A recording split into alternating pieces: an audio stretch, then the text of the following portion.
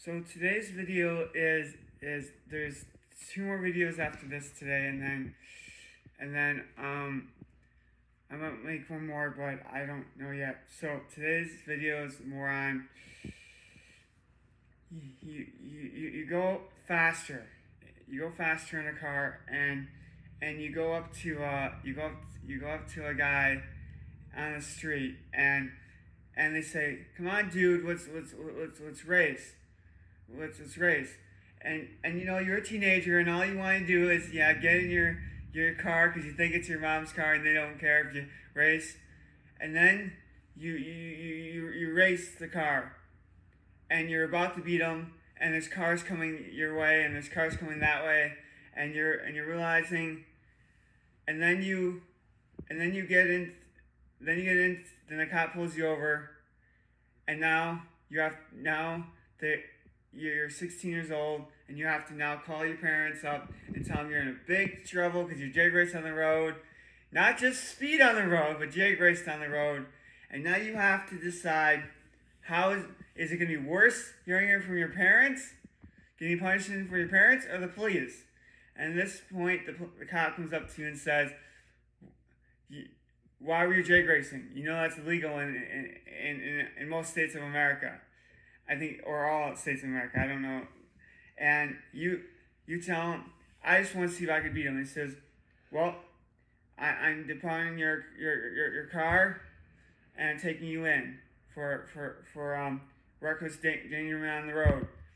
Then you're sitting in the jail cell, hoping your parents will pick up the phone and do it. Or maybe you don't want to call your parents.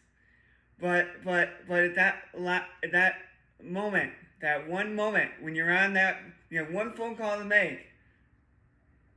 Your life flashes behind your eyes, and you notices that maybe what you just did cost you your college, costs you getting into a sport college, or costing you to even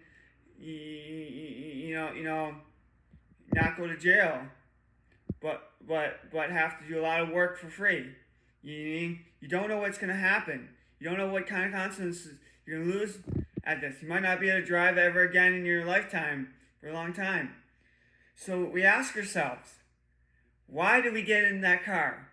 Do we think we're going to actually get in that car that day and jag race? No.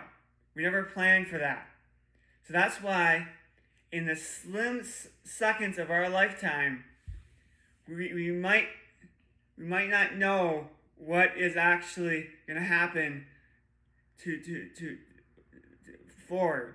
Now you get that call, your parents pick up, and you say you're in jail for reckless endangerment for jag racing on the street, and your mom says, or your dad says, or whoever picks up the phone says, "I'm not picking you up tonight.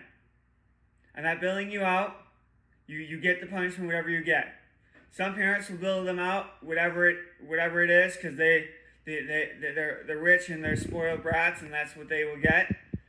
But in this moment, I'm saying how my parents would do it is that they would not pick me up. They'd let me rot in jail, and then the next morning you get in front of the judge, and the judge says, How do you promise me that this will not happen again?" You can't. And you don't know how to promise him that. And she says, you get your license taken away for 6 months, and you have to do 100,000 hours community service, and you wonder all that for just what you did on that street.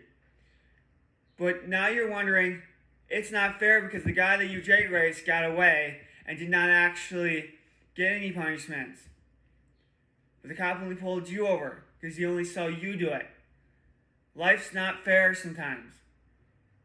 And that's where we have to understand is things come up now.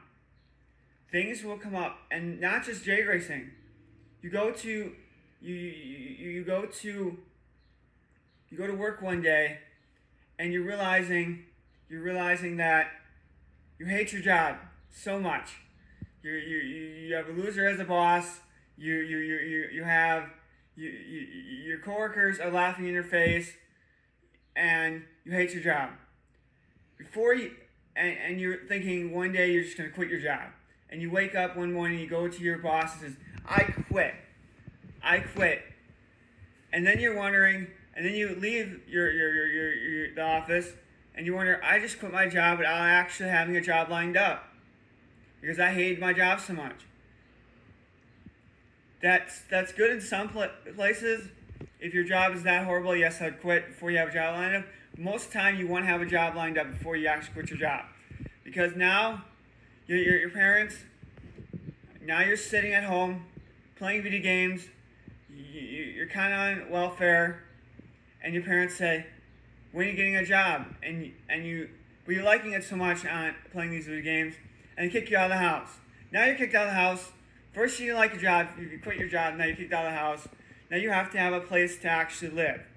But no one's willing, your friend's saying, well, I'll let you sleep on the couch for a couple days as long as you clean up and do dishes or whatever, or just sleep on my couch. Now it's a week, now it's a month. And then one more scenario here. Now you're going out to a bar, and you find this one girl, this one sweet little girl that you want, or a guy that you want to hook up with, and now you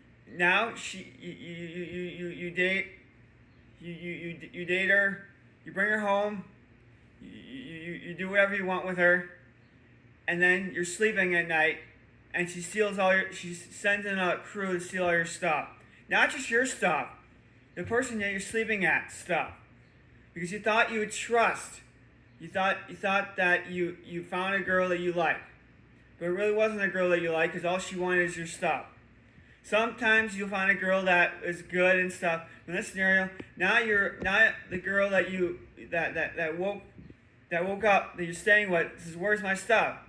And says, I'm sorry, it got stolen from the crew that came in. That the girl I had last night. So what we have to think of ourselves, before you do something out in the world, think before you do. Think before you act.